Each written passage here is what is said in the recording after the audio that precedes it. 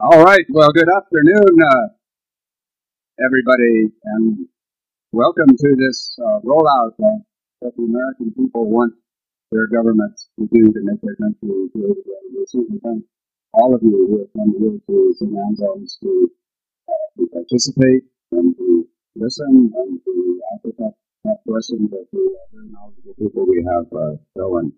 But we are going to start by honoring the country that has been so good to all of us. So those of you who can, please rise, face the old glories here, hand over the heart, and please join me in the Pledge of Allegiance.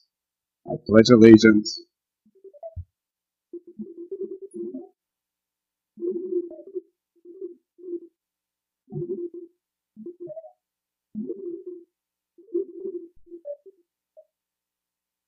Well, thank you very much. That's what unites us, what brings us here, and what motivates us for the future. It's now my great pleasure to introduce the national co-founders of the national co-chairman of No Labels, Dr. Benjamin F. Chavis Jr., former Senator Joe Lieberman, and Governor Pat McCrory. Gentlemen.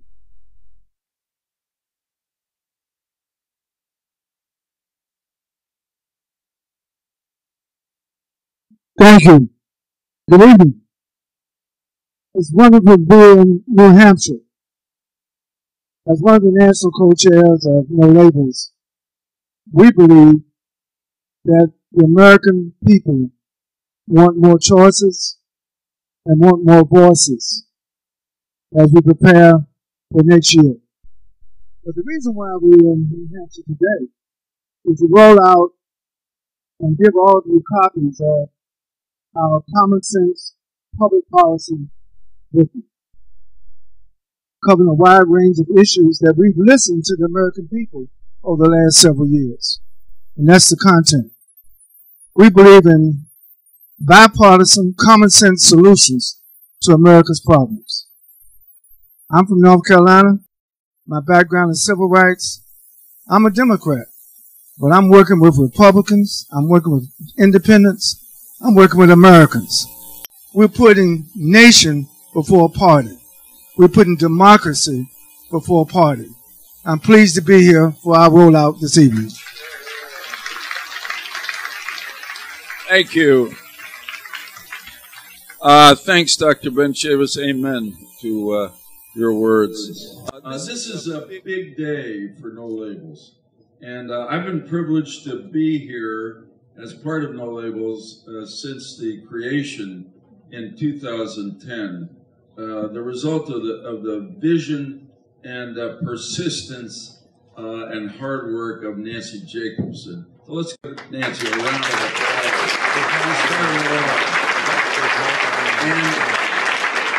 And throughout the 13 years, the vision and the purpose has been the same.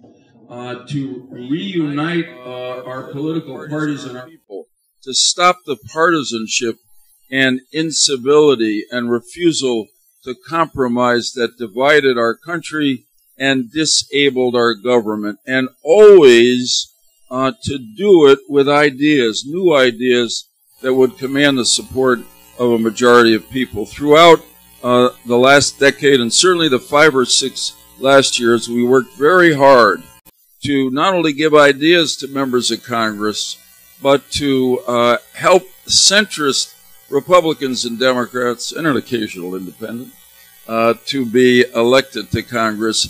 And they were, and they came together in No Labels encouraged groups, the House Problem Solvers Caucus, 60 members, 30 Republicans, 30 Democrats, the Senate Common Sense Coalition, with 10 members equally divided between the parties, and got up to 20 when it was necessary. And they have been responsible for some of the major accomplishments of the last 5 or 6 years. They broke the debt ceiling gridlock. They were responsible for the bipartisan infrastructure bill. They saw some of the more difficult COVID-19 bills through Congress, and the record goes on. Some of the most important accomplishments of the last 5 or 6 years have started in our No Labels caucus. Now, this year, at the request of our members, we have turned our attention for the first time to the national election next year. And it all begins today, as it always has in No Labels, with ideas. The common sense policy agenda that we are releasing here at St. Anselm's in New Hampshire really is not the ideas of No Labels, though we embrace the concept and the idea of the parties working together. It's what we heard from the American people. We believe in doing what a lot of people in Washington don't do anymore. We listen to the people that we're trying to represent. And you will find in this common sense program much more agreement than you normally hear on a given day from leaders of both parties in Washington. I want to quote Joe Manchin. I heard him say it earlier today. I apologize if I stole one of his lines, but it was a great one. And at least this time when I quote it, I'll give him credit for it, which is that the American people are not divided. The leaders of both parties in Washington are divided. So I'm very proud of this agenda. I hope you will be excited by its vision and by its direction. We called it Common Sense to evoke the memory of Tom Paine's booklet, which 250 years ago energized the American Revolution and led to our independence and the creation of our great democratic republic. This year, we hope that No Labels Common Sense division helps to bring our political parties back together, revives our government, and reunites the American people. Thanks to Nancy Jacobson, thanks to Ryan Clancy, who listened to the American people and expressed their hopes for the future in this document, and thanks to every one of you who are part of No Labels, which give us the opportunity to make our country as good as the American people want it to be. I give you now Governor Pat McCrory. Thank you very much. We are here today because of you, the American people, and especially the people of New Hampshire. I mean, what an historic place we're in to start a movement for the majority of Americans. That's why we're here today. But we're not just here today to have one function in which we have an overflow crowd throughout this building and we say hello to you. But we're also here to begin and continue this movement. And I want to briefly tell you the steps that we're going to be taking after today. The first step we're taking today is because of the release of our Common Sense agenda. Our first goal is to influence the agenda of politicians that are coming to New Hampshire and to other states during this primary season. Because if we can influence them by this common sense agenda that we put forward, then we're making a difference in this election already. So we want to influence the agenda and shape the debate. Now it's needed now more than ever. The second thing we want to do, and we're continuing to do, is we're going to gain, as a part of our insurance policy, ballot access. And we've got a team out there right now throughout all the states trying to get on the ballot, following the laws of each of our states to get on the ballot. We've got volunteers signing up people everywhere. And sadly, we have some operatives out of Washington, D.C. who want to just keep the status quo as it is, who are trying to stop our efforts. But I'm telling you right now, it won't work. We're going to get on the ballot. We're going to get on the ballot with your help, and you've got to get the word out that anyone trying to block access to allow people to have more choice is unacceptable to our Constitution and to state laws throughout the United States of America. So that is a major agenda that we continue to have.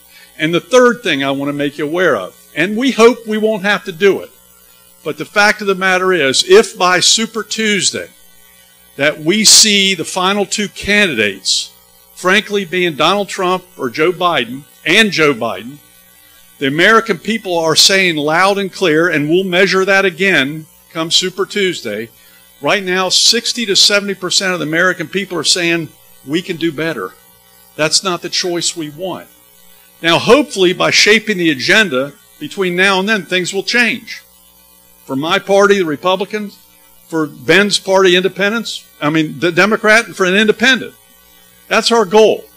But if it doesn't change, and we do get on the ballot access, which we will present a president and vice president candidate on a no-labels ticket. We plan to do that. But only if we see we have an opportunity to win. And we're going to be listening to the American people, and that's how this agenda was formed, by listening to the American people. This is not our agenda. This is the American people's agenda. And isn't it about time that we listen to the American people to shape our nation for the future and for the next generation? We live in the greatest nation in the world. Let's don't take it for granted.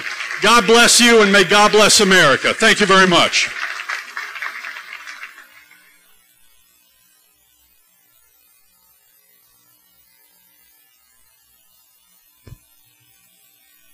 We have two special guests with us today, both longtime allies of No Labels movement and powerful voices for common sense and civility. Ladies and gentlemen, please welcome Governor Jon Huntsman and Senator Joe Manchin.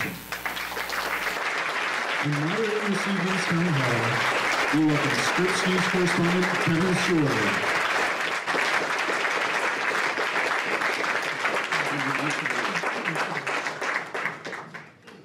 We're in the eye of the storm, huh? Hello and welcome.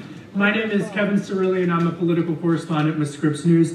And to be clear, No Labels has not told me what I am allowed to ask, what I am allowed to ask, or anything like that. And in addition to that, Scripps News does not endorse any political candidate nor any political movement.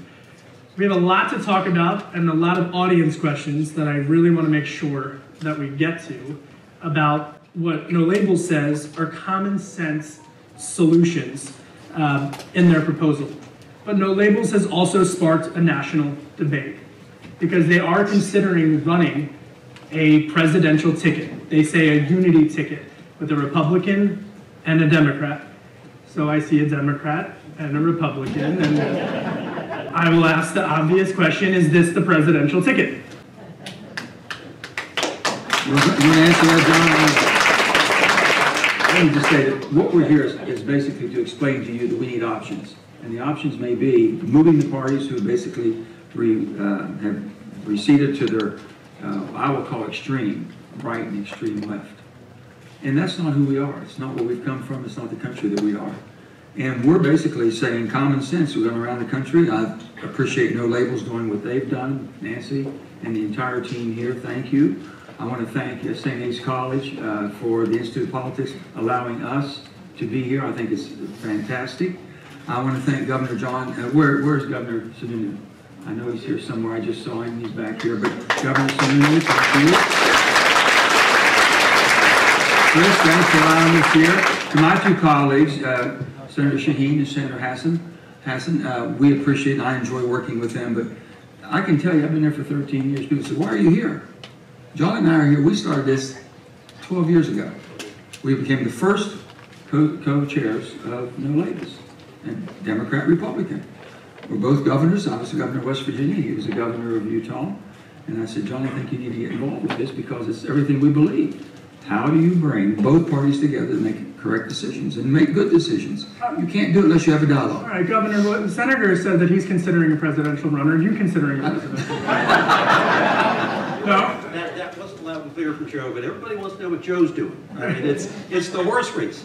But Kevin, thank you for sharing the stage with us, and thanks to all who have organized tonight's event. Governor Sununu, we love you. You're the best governor out there. And we should get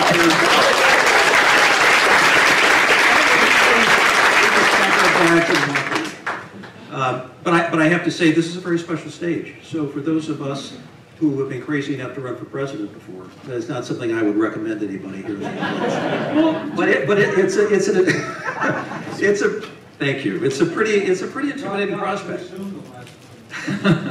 But what you learn from the people of New Hampshire is very real. They want substance. Yes. They don't want style, they want substance. So, you know, you can ask about the horse race. I didn't know I was going to be sitting up here until a couple of weeks ago. And Joe called me, as he did 12 years ago, and said, we've both been governors, we've been practitioners of crossing the aisle, doing important things for the people who vote for us. And what happened then was quite interesting. Nobody paid any attention to it. Well, Senator, I mean, we are here talking about a prospective unity ticket. And in all seriousness, as you weigh your options, you've said you're going to decide by the end of the year. Would you consider him as a potential running mate? John is my dear friend. Better answer. Okay? I think people are getting ahead of putting the cart ahead of the horse. We're here to make sure that the American people have an option. And the option is, can you move the political parties off their respective sides? They've gone too far right and too far left. If that movement can move, but they can't be done, that can't be done unless they're threatened. The only way you can threaten is have people out there that says, listen, they can't win, either side can't win without the independent. Without that independent, that center left, center right, an independent Republican, an independent Democrat. If they have another option, then they're in trouble.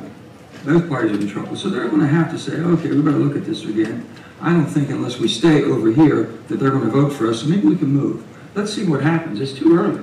Everyone thinks we need to do something. I'm pressing you on this because if you do get in the race and you spoil the election, would that factor into? I've never been in any race I've ever spoiled. I've been in races to win, and if I get in a race, I'm going to win. So, with that being said, I haven't made a decision, and I'm not going to make. I've never made a decision. Let me say this to all of you: the only place in the world, in America, does the next election start the day after the last election. Doesn't happen anywhere else, but here we expect to be in just a continuous cycle. That's not what the American people want. Give them a break, but they want to make sure you're going to answer the problems. And the problems you have right now, whether it's basically the border security, you've got to secure this border, but you have to have a pathway forward with work visas. We need workers in this country. You've got to fix the debt problem. We're not talking about debt. When's the last time you've heard anyone talk about the debt? 10 years ago, when he and I both started No Labels, the debt was $14.79 trillion. It's $32.5 trillion today. And no one's saying a word. No one's saying a word, no matter what we do. 15 years. Oh. The last 15 years, $21 trillion. Yeah, we started out at 5.8 trillion in 2001. 5.8 trillion. We were on a downward trend, and it shot up like that. So if you want to blame Democrats, fine, we're all guilty. Blame Republicans, fine, we're all guilty. Everyone's guilty. They're not going to change their ways. And basically, if people make you believe you're divided, don't accept that. You're not divided. You wouldn't be sitting here if you were divided. It's the politics in Washington, the business of the Democrat and Republican Party that has a better model. Their business model is better if you're divided, and basically they get you all chained up and you're ready to go, and nothing gets done. So their business model is better to be divided than united. And we're going to change that. I want to get to the audience questions, but I do want to specifically highlight this because there are a lot of Americans who are independent voters, and they are concerned that if they were to vote for a unity ticket, that it would hurt President Biden and help President Trump. What do you say to those folks as they're considering this? You just won't let this go, Kevin. Well, it's important, though. This is the latest talking point. It's like the horse race. Forget about the issues, forget about the importance of expanding and enhancing our democracy. So you live in a place like China or Russia, and I've lived in both, running both U.S. embassies. They don't allow any choice. There's no participation. They're complete, pure authoritarian systems. So when I start hearing people here say, oh, well, that's not a good thing. You shouldn't do things to expand and enhance our participation in the system. It might result in A, B, or C winning or losing. I say, I've heard that before, but not in this country. Here, we do it differently. This is the most innovative, creative, smart country in the world. Take it from somebody who's lived overseas multiple times. This is the most innovative, creative, smart country in the world. And the only element of American society that has not been transformed, every other industry has been transformed through innovation, new technology, whatever, is politics. It's still the same old, same old. I mean, if we end up in 2024 with the same set of nominees, that we did 2020. I mean, is that insanity? Is that the definition of insanity or what? And that's why you've got, so what has changed from when we got together 12 years ago to today? Nobody cared 12 years ago. But in these intermediate years, there's been an implosion in trust toward our institutions and our leaders. People want more. So why is it that you've got 3/4 of the American people who say, if the outcome in 24 is same old, I think I'm going to want something different. So that brings us to today. So why is everybody here? For us, I mean, Joe, I understand, you know, for the rest of it. Yeah, let me just say this one thing. There's interest in this concept. What John's saying, most Americans still believe in the American promise. Most Americans still believe in the American promise, that you can be better, have a better life, and better quality for your family, and they can do better than you've done. Most of them still believe that. I know they think it's a little bit harder now. What they don't believe in is the promises from the parties today. The political parties have not delivered. They're separating further and further apart. So can you gain it if the political parties stay where they are today? Do you think you'll have a better life? Will your families have a better opportunity or a better quality? Education's not where it needs to be. We can't compete. Basically, other countries have outperformed us in education. That's not acceptable.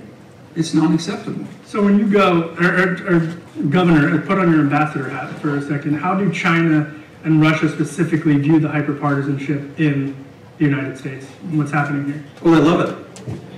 So if you were to look at their internal documents to say, what do they wish upon the people of the United States? The answer would be division. Pitting American against American.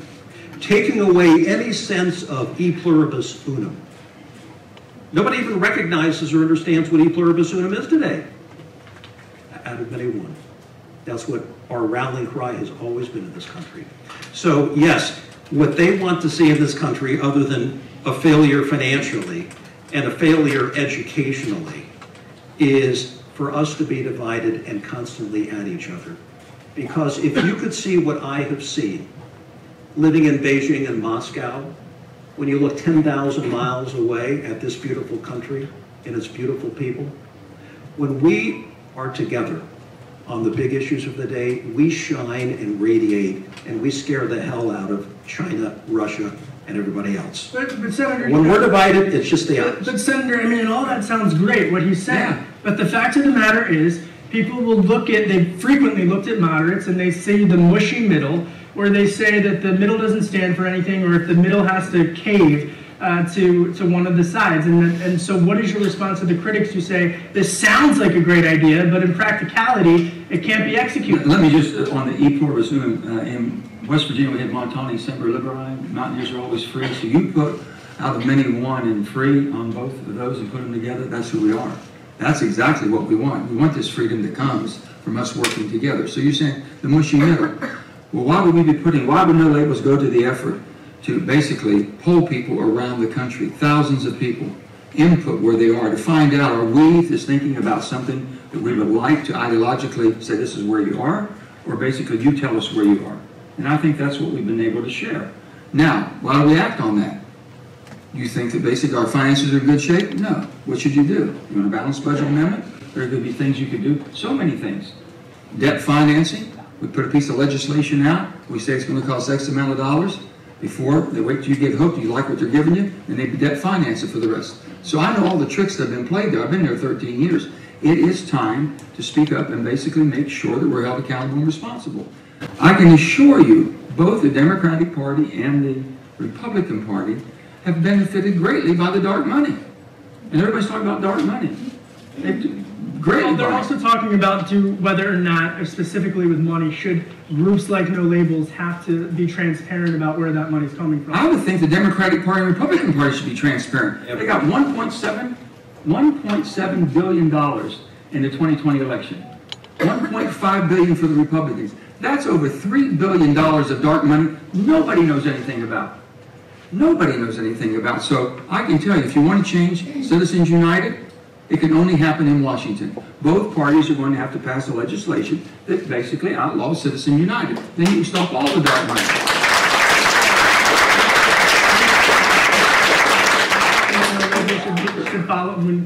I mean, what is happening is what everybody else is doing. It's just the norm with 501c4 organizations. You're asking me if that's right or good. I say, no, I don't think it's right or good. I think there should be transparency and accountability and all things. But that's not the way people play the game.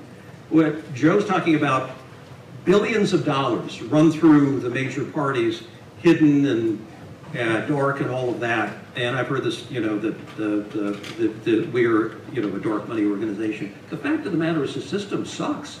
It's broken. I mean, you could get a group of good Americans together, all of whom with an IQ over 85, in a room together, and say, does the way we finance campaigns make sense to you?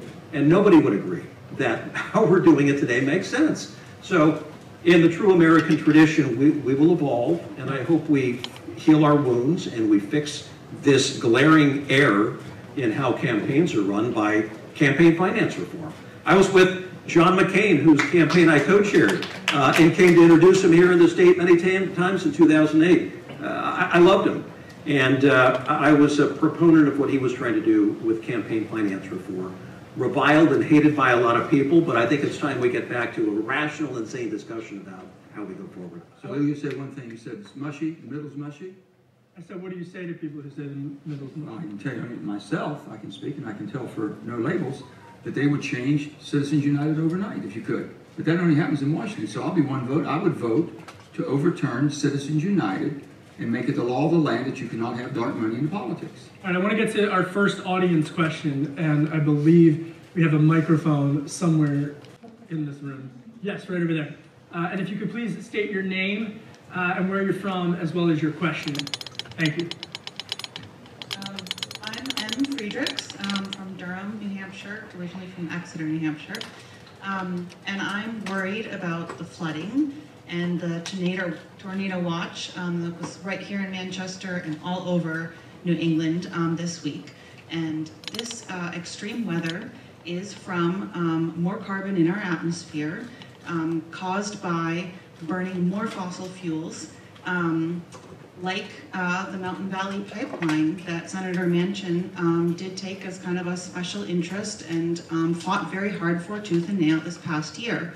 And so my question is, are taxpayers going to be the ones burdened with this, or do you agree that fossil fuel companies should be responsible for the mess they created and fund cleanup of climate crises or climate disasters? I'm happy to speak to that because I believe in an all-in energy policy. This country cannot run unless we have an all-in energy policy. And basically 65 to 70% of your energy comes today from fossil. Can we use fossil cleaner? Yes, we have. We've cleaned up the environment more in America in the last 2 decades than anywhere else in the world. Most of all of your pollution right now in the next 10 years will be 90% from Asia. India and China are spending and using more of this without the constraints that we have. Low NOx boilers, scrubbers, baghouses for mercury. But with that, we're investing more in new clean technology, carbonless technology than any place else in the world. With the IRA bill, that's basically going to say we're going to have the fuel that it takes to run our country. We're the superpower of the world. We can't be dependent on foreign supply chains. And we can do that better. We couldn't help our allies. And let me tell you, with the Ukraine war, it showed you what Putin can use for energy. He used energy as a weapon. You can't get caught like that. Now, in a perfect world, you can have whatever you'd want energy-wise if it could do it. We don't have renewables that'll run 24/7. You want electricity 24/7. You want your heat. You want all that. The Mountain Valley Pipeline put 2 billion cubic feet into the marketplace within 6 months. It's been held up forever. Up here, you pay some of the highest prices. Why should you pay 6 times more than those and us down in the southeast, I guess, south Mideast? Why are you paying so much up here? They have no pipelines whatsoever that we can get the gas to you. But yet you were getting propane shipped in from Russia. So we know the problems that's going on here. That shouldn't happen in America. With that, we'll transition. It will happen. We don't have that technology. We don't have a dispatchable power that'll run 24/7 without the fossil that we have. But we're transitioning. And it's an all-in policy right now, and I don't believe that we should leave the country to the point to where we aren't able to take care of ourselves and our military and everything else that we depend on. We are the superpower of the world. Governor, I want to follow up specifically with what this platform, Common Sense says, because in addition, he mentioned some geopolitics there, China controls the production and refining of 80% of the rare earth metals that are key to direct the drives in wind turbines. And half of America's uranium comes from Russia and Kazakhstan. So as we're trying to address climate change, how do we not negate national security? Well, we have to prioritize. And national security, obviously, is a top-tier priority. But the comments made just a moment ago are very important, and they should be recognized. And if it results in coming up with a price on carbon, which I've always been in favor of, dealing more aggressively with methane releases, these are all things, this is the all-of-the-above strategy that we ought to be talking about. But right now, we're at such polar ends of this discussion as opposed to saying, okay, where do we agree, right and left and in between? What are the overlapping elements of agreement and where does that take us? Instead, we're starting with the absolute endpoints of policy, where nobody agrees, as opposed to the initial steps that might take us somewhere.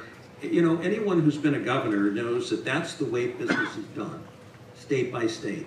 You got to bring together a coalition of the willing. I was part of a carbon pricing initiative with Democratic governors in the western part of the United States. My own party thought I was crazy.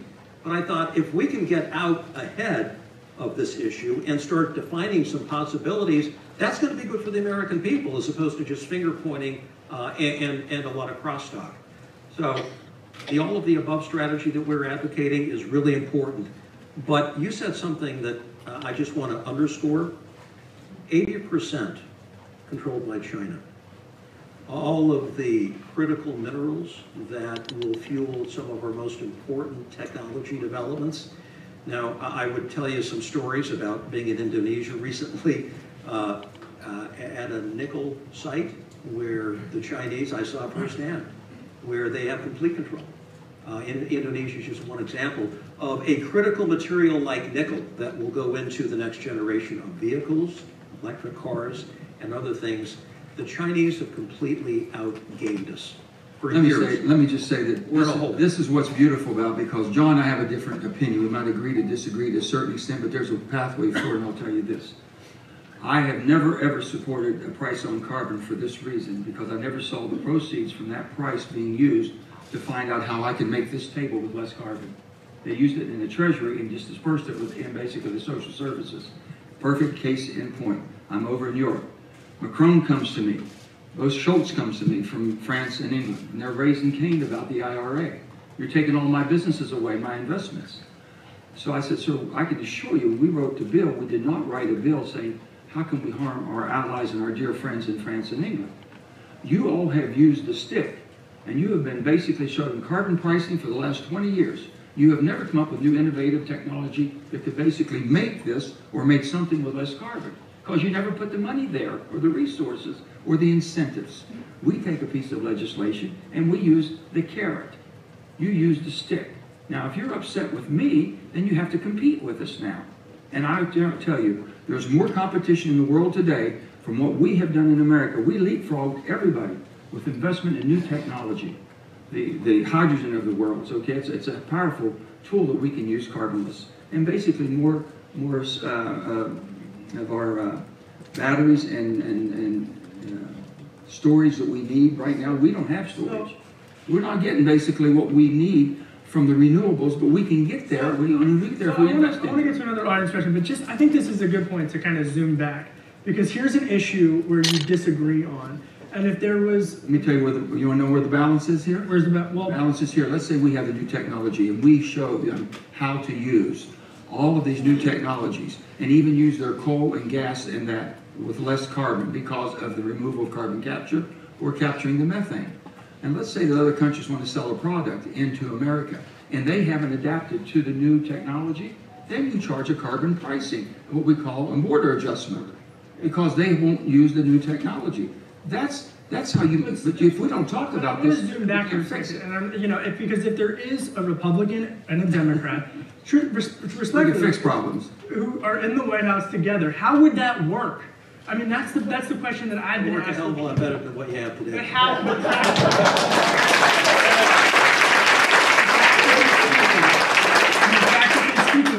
we're as polarized as we are now, how would it actually work inside of the White House with two opposing parties in power? Well, nobody knows who've ever tried it. They tried in 1864. Right. Abraham Lincoln changed to Andrew Johnson. There was a unite the country. You're talking about 60 or 65? 60, 1860. So nobody's tried it. But listen, if you get people, and listen, I'm not trying to, offer speculation about what Joe's going to do. I have no idea what Joe's going to do. It's one of my good friends. I have no idea what he's going to do. But if you were to get Republican and Democrat problem solvers who actually have some experience running a state, for example, and building coalitions of the willing, and if you were to take the document that we have presented here today, the common sense majority document, so the common sense majority has no voice in this country. They just watch the three-ring circus play out. They have no voice. So where do you want to start the conversation? You want to start with a template of ideas, not a be-all, end-all, but what is on the minds of most Americans? So we've done a very innovative thing, which is to have tens of thousands of conversations on what people feel about the most important issues of our time. We're not making it up. And so that should constitute, that should inform whoever's elected president what the priorities should be. And then building coalitions of the willing around some of those priorities, just like states have to do, state by state. The power of the moderates is unbelievable. The power of all of you all sitting here, you know that. People, this is one of the cradles of democracy. And people are coming here because they know you're independent. You're thinking you expect them to answer the questions and be in. Well, let's get to another audience question. I believe we have another audience question right over there. Again, please state your name and where you're from and ask your question. Hi, my name is Ken Cerullo from Mahwah, New Jersey. I drove up with my family this morning. We wanted to drive yesterday, but except for that tornado warning. So, my question is this, and I also want to thank No Labels for organizing this event, and I want to thank the special guests, Senator and Governor, for being here. It's appreciated. As a father of a 3- and 5-year-old, I am concerned about the out-of-control federal spending, the interest payments that correspond to that debt, and how it will affect my daughters and future generations. What will the No Labels candidate do to solve this political problem that has, with both parties kicking the can down the road, especially with regard to entitlements? First of all, the balanced budget amendment would do that. John and I both had to live under that. Can you imagine governors actually have to, they have to balance their budgets? Every Tuesday morning, Tuesday afternoon, I have my finance team come in. And they said, this is what your estimates are, and this is the changes you have to make or adjustments. We'll wait one more week, then you have to call the shot. So we know what it's like to live within that framework. We didn't have a printing press downstairs, okay? We couldn't debt finance at all. And that's exactly what's happening. I know this, what's being done right now, but let's go back to the whole financial responsibility. Your children won't be taught, probably, maybe not, I could be wrong, any civics whatsoever, understanding the government and how it works. I doubt if your children will have also financial literacy taught in their school to teach them the value of a dollar, how it's spent, what the risks they're taking. They won't be talking about any of that. The United States of America, we put so many regulations on banks, risk managers, and we saw what happened to CVB. We don't have a risk manager at all. We do nothing. We have the Treasury Department that should have a risk management team inside telling us when we're getting ready to go over the cliff. We're at 135% of debt to GDP. 135%. We haven't been here since World War II. We were fighting for survival in World War II. This is self-inflicted. And nobody's saying a word. If we're on this trajectory here, it's been estimated we'll be $170 trillion by 2050. If we don't change, $170 trillion, 2050. Just the interest on that will be $5 trillion a year. There will not be a superpower of the United States of America. It's not sustainable. And nobody is talking about that. So every bill that we do should have a cap on it. You cannot exceed that cap. And it should be a pay for. And then basically, how do you protect the necessities? In my state, Social Security and Medicare is the lifeline for so many people. How do you extend it? How do you make it work? How do you make sure that if we do nothing, and we sit here and give you just jibber jabber, in 10 years, by 2033, if you're getting $1,000, take $240 off of that. You lose 24%. That's exactly what's going to happen. And every politician said, it was not my fault, this is automatic, you did it. Well, no, it's been your fault because you never stepped up and did anything. And how can we do it? We have a cap on some of the higher incomes. We have some people says, oh, well, if you're under 400, you shouldn't pay anything. You know, no more. Well, we have some people on the top of the food chain that probably could get away with not even taking, especially their COLA, let alone anything else. There's so many ways to fix it. But you're not going to fix Social Security and Medicare unless you have more workers paying into it. Well, one of the principles, and that's what we're talking about here. I'm concerned about my grandchildren and your children, because I can assure you, Mike Mullen told me this, the Joint Chiefs of Staff, he was chairman of Joint Chiefs of Staff, my first Armed Services meeting. I'm trying to learn about all the different concerns of the world. What's our greatest fear? As China, Russia, all that. He got up and gave a statement. He says, listen, the greatest fear the United States faces is the debt of the nation. The debt of the nation will take you down quicker than anything else. My grandfather always said this, Joe, unmanaged debt will lead you to make cowardly decisions. I guarantee you, and he was right. And that's exactly what we're doing now. We're robbing Peter to pay Paul, and your children will be left behind if we don't do it now. One of the things in common sense in this platform, it says that, quote, no one in retirement or close to it should face benefit changes, and no middle class or lower income Americans should face a benefit cut. Okay, how do you do that? Everybody has to pay into the system. Everybody has to pay into the system. In West Virginia, the system's $160,000, right? Your taxes, FICA tax, $160,000, I think, is the income level. Most 99% of West Virginians pay 100% of it. Take a high income earning state, maybe only 50% pay. There's changes have got to be made there, and it's got to be done so everyone's participating at the same level. And they're not doing that now. Governor?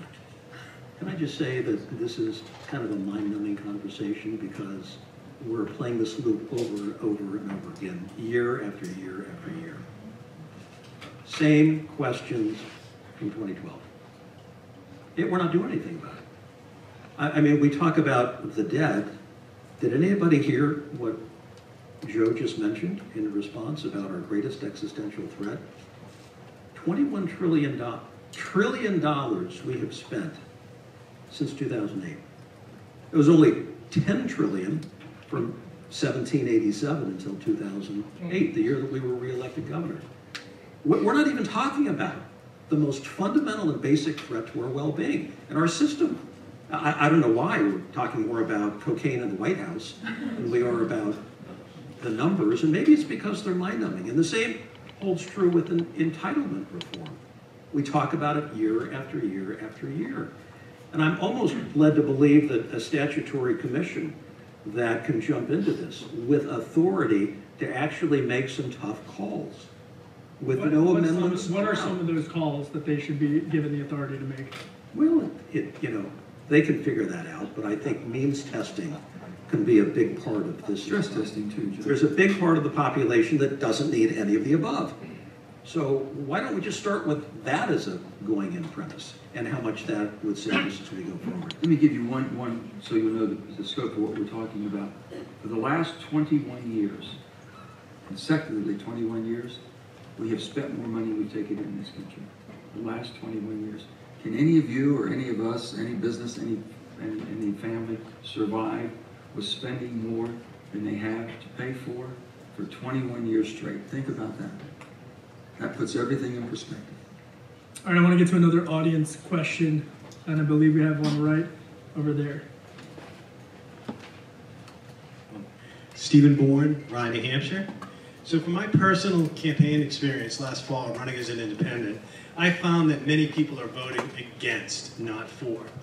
If we want all the federal government we're buying to work for us and not the power of a political party, how can Americans be convinced that now is the time to be brave, knowing that the downside risk of the side they fear the most, Trump or Biden, could win? Nothing's going to change unless we do things differently. So how can these common sense positions in the unity ticket get the American people to finally be brave? By doing what you're doing tonight, showing up, being here, being part of something. Look at all the chatter that it is already, the interest into pro and con. Why are people scared to have an option? Why are they scared that they may be threatened to do the right thing? Why are they scared to say, hey, you're too far to the left here, that doesn't make any sense. So we don't live our life over in the extremes. I don't live my life on the right or the left. I've got to make decisions for myself and my family, pretty much in the center, left, center, right. And the Republicans, I've said this, I've never met the first person that's always wrong, but I've never met the first person that's always right. Now, I've walked away sometimes thinking that because I never spent enough time to extract the value they have. That's our fault. John, I can sit here and talk. We can agree, we can disagree. I guarantee you one thing, we'll find a pathway forward. We will find before the day's up a pathway forward. But if my business model is more of you all will support me, or more of you all will give more money to my campaign, if I don't work with John and set and make something happen, and pretty soon the business model becomes the driver. That's what drives it. It's not basically rewarding for working together and solving problems. We're expected to do that. This is a democracy. We have a representative form of government. And I asked your children, if I was ever in your classroom with your kids or grandkids, I would say, what have you done today for your country? And they look at me. I said, what have you done today for your country? He says, why would you ask a question like that? I says, it's yours. You own it. It's a republic. And it's a representative form. So what have you done? And they start thinking. They said, I don't know. I said, anything. Because when you own something, the value is how you take care of it. Sir. And no one knows. We don't teach civics anymore. Senator, with all due respect, the polls suggest that the majority of young people are trending downward when they are asked if they feel patriotic about. We haven't talked about being patriotic. They don't know what the country. They don't know how we got here. If you don't teach it in school and it's not being talked about, they don't understand the value of what we have.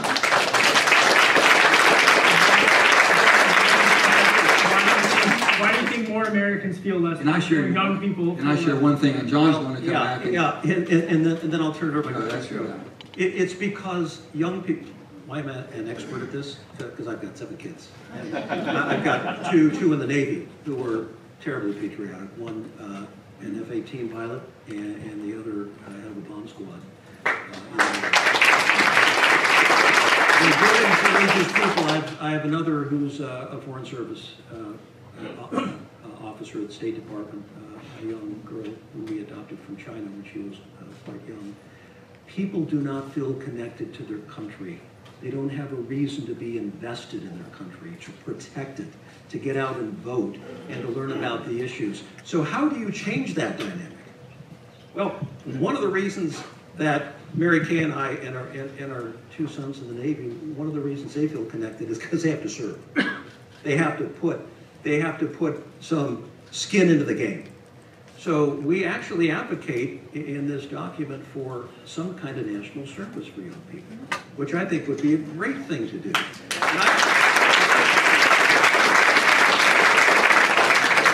Again, I've lived in multiple countries. Almost every country in which I've lived, there is mandatory service of some kind. I'm not talking just about military service, but how about teaching? The most noble career in the world, being an educator. How about that? How about working the problems that we've got around the country in terms of giving kids an opportunity to have some ownership in this country and to reflect upon what the ideals and values of this country mean to them? Then we're going to get around to the earlier question, which is one of the reasons we're not getting these big issues on the to-do list is because we haven't made problem solving a value among voters. So politicians respond to signals, right? And if the signal is, you're not going to get my vote unless you can figure out how to solve this on a bipartisan basis. When was the last time you heard a candidate come through here who even mentioned the word bipartisan? It's like, it's a term that may suggest you're somehow weak. But that's how business is done ultimately. You've got to have a coalition of the willing in the middle, usually, that gets things done. So in short, I will say, the onus is on many of you in this most innovative state called New Hampshire. And that is, when people come through here, you need to make it a point to say, what are you going to do to highlight these issues that are really the important ones to us? We value problem solving. We value bipartisan interaction, one with another. That's when you're going to see it register. Can I follow up on the point that you made, Senator, which was this trust in the process? And when you have former President Trump saying that the results of the 2020 election were not legitimate, and a large portion of his supporters who believe that, how do you get back the trust of all Americans into the democratic process? It is so sad to be in a situation to live in a great country such as this where people are led astray for either social media and so many different ways they're receiving their information. You get totally confused. The bottom line is, a person who believes the only election a fair election is the one they win. It's not real good. The only law pertains to everybody but me. Not real good. The rule of law is what makes us different. It makes us different than any place in the world. And when you see Madam Justice and she's blindfolded for a reason. She don't know what color you are, she don't know how much money you have, where you come from, but you all have equal access to the law, unfettered. And it's just something that just gets me that when I said, I was there January 6th. January 6th happened. That was an insurrection, it wasn't a visit. It was a visit, I've been talking to all of them. It was really an insurrection, okay? And basically I spoke to the people in Georgia, the officials in Georgia, Republican officials, the governor, Secretary of State, and the Attorney General. And those elections were accurate. They counted 3 times. They said, we never count elections this much. So, you know, you have to believe the facts and accept them. And the one thing about, in the political process, when the race is over and the people have spoken, you move on. That's democracy, the orderly transfer of power. And that's what the whole world is watching us. And if they see they can divide us, and John really speak, when they can divide us, then they've conquered. They don't need to fight us. They don't take us to war. They don't want to fight us. They can see us fighting ourselves. They've won. Are they leveraging that? Are other adversaries leveraging the division via social media platforms, for example, Governor, in the United States to drive that division, not just amongst political parties, but amongst race, amongst sexual orientation? Are they trying to instill hate into the democracy? So the name Yevgeny Prigozhin is well known to everybody now. The person who ran the another insurrection in Russia. So Yevgeny Prigozhin was Putin's chef. He ran a restaurant in St. Petersburg, and later was given the military food contract, which made him a billionaire. But what a lot of people don't know is that Yevgeny Prigozhin, in the neighborhood of St. Petersburg, where he is from, also ran some of the darker operations that Putin sent him to do. So the black box operations that Prigozhin has been famous for, including the troll farm outside St. Petersburg. So when we read Facebook and Twitter, a lot of social media, and we see these extreme, the extreme commentary on both sides seeking to divide we as Americans around race, around gender, around anything else that can be exploited, after school shootings, after unfortunate incidents. Well, guess who's at it? Yep, the Russians. They're pretty good at it, and they've been doing it for a long time. And I wish more Americans were aware of that, realizing that the damage we think we're doing to one another, that it's a fellow American behind it. Not always. On an issue like gun rights, just to switch into... Let me just say one thing on that right there. As Americans, I think the response when they get you asking about different generations of what you think about this and the wokeness and the genders and things, I've just said this. My simple answer is this. I was raised to believe that every American should have the opportunity to have a quality of life. I don't care who you are, I don't care who you love, I don't care what you are, you should have an opportunity for quality of life. That's my job. That's my job, to make sure you have that access. And we can treat each other. I mean, the love of America, the whole world's watching us along this, and the children, and one final thing on that, I'm in China one time, and we wanted to find out how their education system worked. My wife's an educator, and we went to one of their exemplary schools, and we did a 12-year-old girl, 6th grade. And we just asked the question, I asked the question, what do you think about America? What do you think about our country? She says, I wish I could think like Americans. Think about that. She said, I wish I could think like Americans. She told me everything with that one statement. They don't have the ability to be anything they want to be. They can be anything they want. They can have any education opportunity they want. We take all that for granted in this wonderful free country. And you're going to talk about guns now. But it's one of the most, I mean, respectfully, Absolutely. We have to talk about gun shootings and mass shootings in this country. It's one of the most concerning issues in the United States right now, and it's also one of the most polarizing. And so how do you address the very real mass shootings that are occurring? Because respectfully, Congress has not done anything on gun. Well, some, Kevin, but not much. You're right. I agree with you. I've tried. After the Sandy Hook shooting, this is, my goodness, I come from a state that's a gun state. In West Virginia, if you don't have a gun, they'll give you one when you get there. So it's just the way we were raised. But we were raised with gun sense. We were taught how to use a gun. We were taught how to carry a gun. We were taught that we don't loan our gun to strangers. We don't even loan our gun to a family member that's not responsible. You never sell your gun to somebody you don't know. That's gun sense. That's a gun culture. Now, all of a sudden, we've opened this thing up. And I started thinking, where did this happen? So, to have I've got grandchildren, 10 grandchildren, and I have my daughter, who I know she flinches every time she sends her kids to school now. The school should not be the killing fields. We should not allow this to happen in America. But with that being said, then, the people that we know and the people that we should know that are absolute criminals or are going to do heinous crimes or have mental illness should not be allowed to have access. We have to do a much better job. Some of this, basically, I'll give you the gun laws of 1934. Remember all the machine guns back then? We see the movies and everything. In 1934, they didn't outlaw the machine gun. You can still buy one. It's very difficult. It's very costly, but you can buy one if you're a true sportsman. We've never had a mass killing with a machine gun.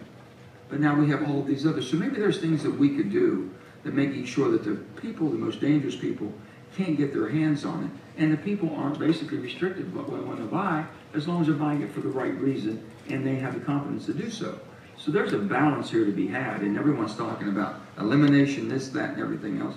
And the Second Amendment comes up. But the bottom line is we must protect our children, and to have America, what people are seeing across the globe, what's happening in the streets of America, is basically they're winning the battle, the same as the drug cartels are winning it, and same as China's winning it, saying the precursor to fentanyl into there and killing 60,000 Americans every year. So how do you make the schools safer, Governor? Especially when there's such polarization on an issue like this. This is a heartbreak of an issue. The violence, the tragedy, the way it plays out, the way it impacts we as Americans when we see this happen. It is a heartbreak. What we're not speaking about seriously enough is a mental health crisis that exists in this country. And it's only been supercharged by COVID. And I'm involved in building a mental health institute out west in Utah.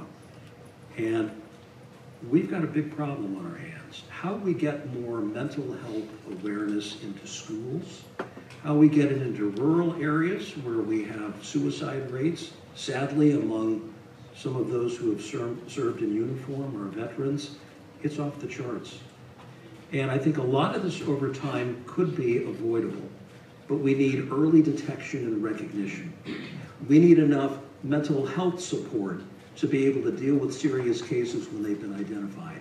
We need insurance policies that actually recognizes mental health on the same plane as physical health. And right now there's a huge gap. So a lot of untreated cases, things that people don't even want to talk about because of the stigma.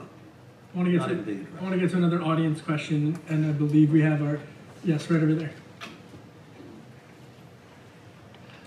My name is Jeff Erickson. I currently live in Bow, and to make Governor Huntsman's Day, I am formerly from Murray, Utah.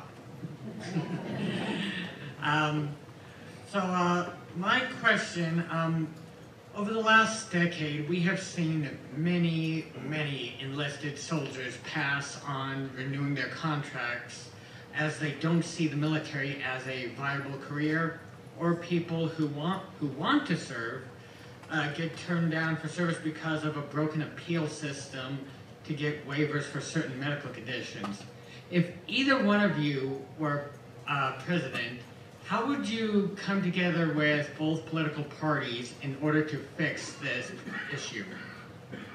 I think I can speak on the military, and the greatest recruitment I have seen is from the ROTC, junior ROTC, all the way up to ROTC into the college system, paying for education. A lot of the families have a tradition, and a lot of our military is served by family traditions. You might have first, second, third, fourth generation. We have Admiral Blair here. He could probably speak to this better than anybody. But we're having a challenge right now. And the bottom line is that education attainment, okay, criminal codes, some types of violations you might do as a youth and can't get them into the military arena. We can look at all of those things. But the bottom line is we cannot allow the readiness and quality of the men and women who serve to be relegated to basically a lower standard. That's what keeps us different than any place in the world. We have the most professional military. Now, when I was going through the time they were drafting, everybody was getting drafted in that, but they've come to the conclusion that we're going to have a professional military, well-trained, well-paid, well-disciplined. Now, if that's not working, the only people who are meeting the quotas right now are the Marines. They're still very, very attractive people, that macho Marine. Whether it be a man or a woman today, they want to be involved as a calling. But we're having trouble in all of our others, but we're still doing well.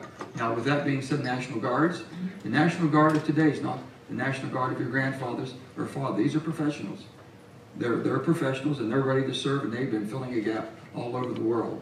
So there are so many things we can do. There's the thing called Challenge Academy. I don't know if you've ever heard of this at all, but Challenge Academy is where they take wayward children, and we put them into basically, it's a boot camp, and it's run by the National Guard. And while I'm so proud of this, because I was such a big proponent in West Virginia as governor, we just had a kid who would have been going to juvenile, probably ended up in prison, now going to go to West Point. Went through the Challenge Academy. It's unbelievable as far as turning people around. But we have to make it basically the patriotic duty that we all have to serve. And when John talked about national service, every 18-year-old should give 1 year of service of some kind to this country, somewhere, somehow, 1 year of service. And we're talking about could be military, could be healthcare, could be education, it could basically be welfare work, could be an awful lot of things where we have basically a void all over the country that people need assistance, especially in rural states. Yeah. I want to recognize Admiral Blair, who was here as Joe has, one of my heroes and somebody who has served this country so valiantly.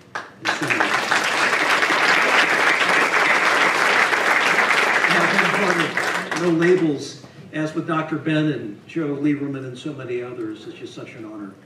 So I would say that, first of all, we should not let recruiting and retention become a crisis within this country, as it was after the Vietnam War. So I'm old enough to remember the post-75 period and the rebuilding that had to occur. I think a lot of people in this country are weary of 20 years of war in the Middle East, failed deployments, execution of strategies that went nowhere.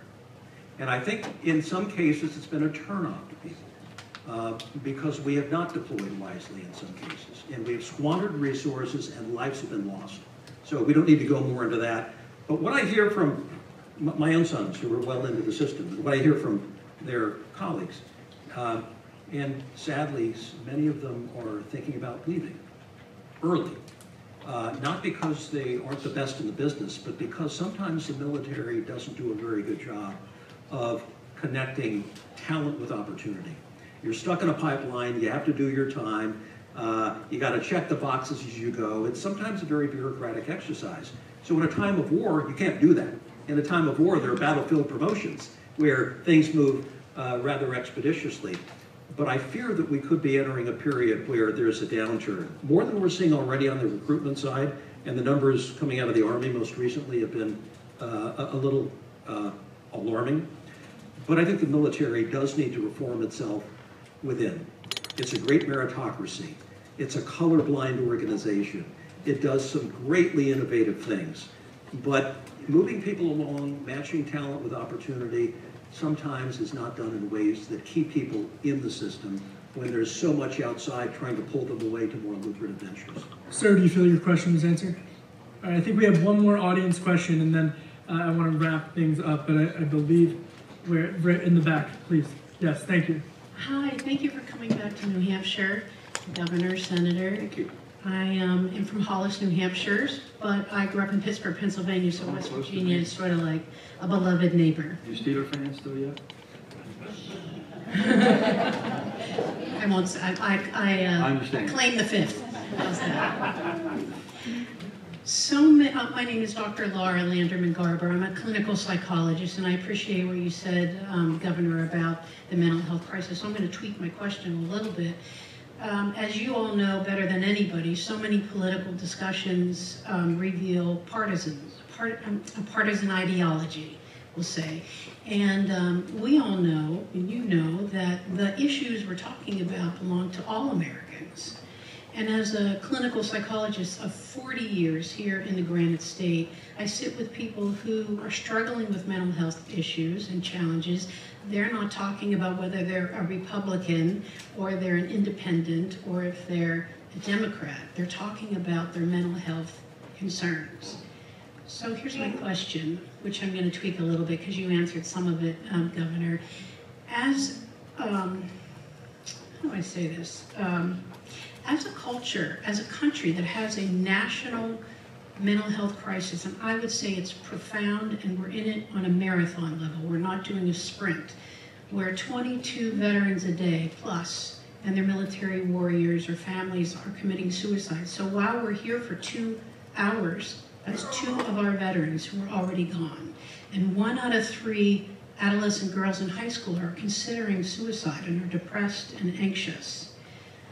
I was going to ask some of your concrete plans from a common sense perspective, but I guess I want to ask, would you be willing to start or create a 4-year mental health commission with the option to renew and have a mental health czar?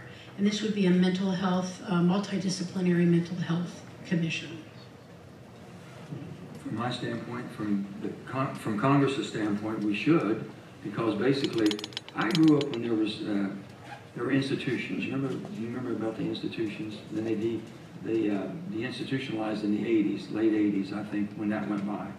They went to group homes. They said it was not humane having people in a institution. They went to group homes, and then the money ran out. And they became homeless, and then crime set in. It was mostly around mental illness. We all knew that. And it continues to flourish today to the point we haven't done anything more about it. So yeah, how do you do that? How do you get by the HIPAA laws? How do we basically get by HIPAA laws to the point where we're trying to save a person's life, but we can't get the necessary information to interject or intervene in their life to save them because we can't get the medical records. So all of this has to, and it has to come from a commission that's done. DHHS, or you're saying what they have inside of DHHS now, is not working because it doesn't put all the synergy towards mental illness. And it's rampant everywhere. A lot of our homelessness is mental illness. And a lot of the crime, and most of the jails are filled up with mental illness. I would love an independent commission. I love an independent everything. Right. Here you go. You know, I would have, if we could talk after this, I'd be happy to take your information.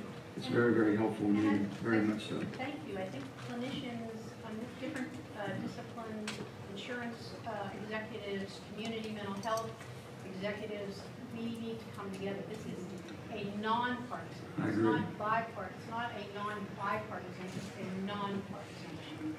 Well, we made it with Medicaid, basically. A lot of the poor in Medicaid, we've made that more of a payment. Now we can get services for them.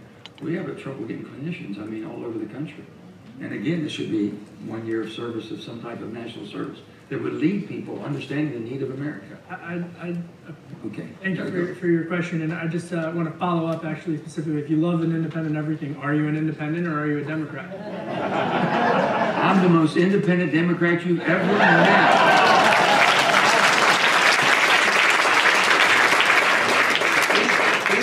He's getting closer to the edge. As that great Yes album used to say, closer to the edge. He's getting there. I just quickly, just for a final question for each of you. For you, Governor, there was a comment last week that I wanted to ask you about from Marjorie Taylor Greene, Congresswoman Marjorie Taylor Greene. And she proposed that the United States withdraw from NATO. And, you know, given you're a Republican, you obviously have served our country as ambassador to Russia, to China, to Singapore, and had other titles. What is your response to Marjorie Taylor Greene? Well, part of the problem with politics today is that we're even talking about this from the source. I mean, if you want to give me some serious commentary as opposed to just sort of continuing the fun and games of the three-ring circus. That I'm happy to talk about. But when we just go back to the same old flamethrowers, that's part of the problem. And we become so conditioned to it. It's like, let's just keep the entertainment system alive and well. Wrong on our part. Wrong on our part. So I will answer by saying, I think people are waking up to the importance of the notion of collective security and how it multiplies and enhances our capabilities abroad with like-minded countries. So do I wish that more NATO members paid up 2% of their GDP in support of their defense? Of course, that should be mandatory, and for whatever reason that's falling behind. But I think there's been a huge wake-up call in recent months. I never thought I'd live long enough to see Finland in NATO. I live long enough to see Sweden in NATO. I mean, this is like mind-numbing. And so Vladimir Vladimirovich Putin wakes up every morning and he says, this is my worst nightmare come true. My whole front doorstep is now dominated. The front doorstep that he hoped to keep independent.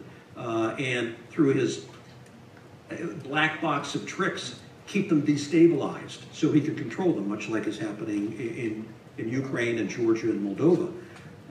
So NATO plays a role. I think it's recognized now more than ever, the important role that it plays. And I hope that through this chapter, that the good people who are in Europe, members of those NATO countries, will see fit to actually start funding some of their own defense. If I can say one thing along those lines, I truly believe that all 435 people that are elected to Washington want to do good. It's too hard of an ordeal to get through not to want to do good. And why the system basically rewards bad behavior is beyond me. And that's the problem. Someone like people you talk about, I think there's good there. And Fred will tell you, Fred knows him, Fred Upton's worked with everybody, and he knows what's going on up there, and Joe's here, I think, another congressperson. We've got them all here. They truly have good and have a lot to offer, but if you continue to reward people for bad behavior, it'd be like having your kid. The longer they scream, the more trouble they get into, the more you reward them. They're not going to get better. And that's the problem. That's where No Labels comes in and says, listen, stop all this. Come on. And I'm of an age that I remember, and everything that John Kennedy I read about and said and heard his speech. Ask not what your country can do for you, what you can do for your country. We're turning into to where the psychic of the nation is, how much more can my country do for me? We're not going to make it. Your children and grandchildren aren't going to want to live in a country when they're expecting someone else to do something for them. And that's why things we've talked about today, things that are in the common sense that the No Labels has worked. Andy and Emma worked so hard, and Bursky and Emma worked so hard on this, and all of you. I can't thank you enough for allowing us to come and have this discussion, because we can talk about the real problems. We don't have to villainize the other side just because they might think different than I do. And I'm not going to campaign against a setting calling. You send whoever you want from New Hampshire. You've got 2 great senators, and you've got Congress people. I'm going to work with whoever you send. And they all are here to represent you, and I'm here to represent West Virginia, but I'm truly an American first. If my country does good, my state's going to do pretty good. And this is the final question for you, Senator. We are in New Hampshire, and we are with New Hampshire voters, and you have said that you are considering running for president, and I'm not... No. I got to give you credit, God. You're not going to I love you, Kevin, baby. Let's go. In all seriousness, it's truthfully, what goes in... this is the most important job in the world. What goes into that decision? If we're able to basically show with how many responses, Nancy, with 10,000 or more surveys across the country, more than that?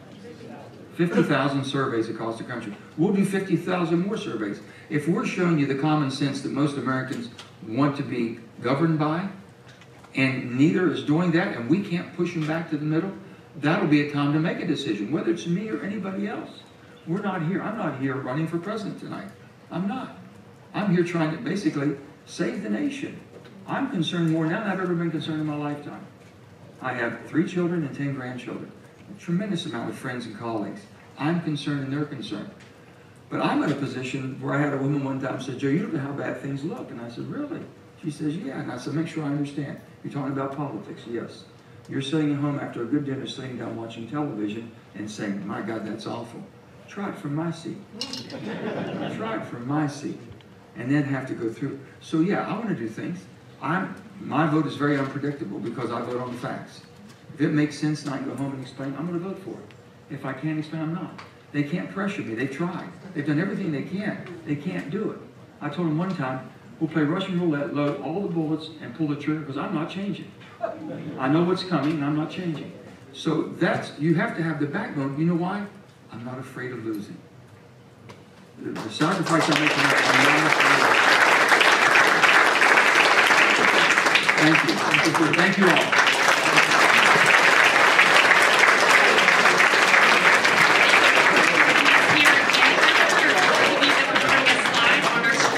This is just the first in a series of town halls that we will be hosting around the country.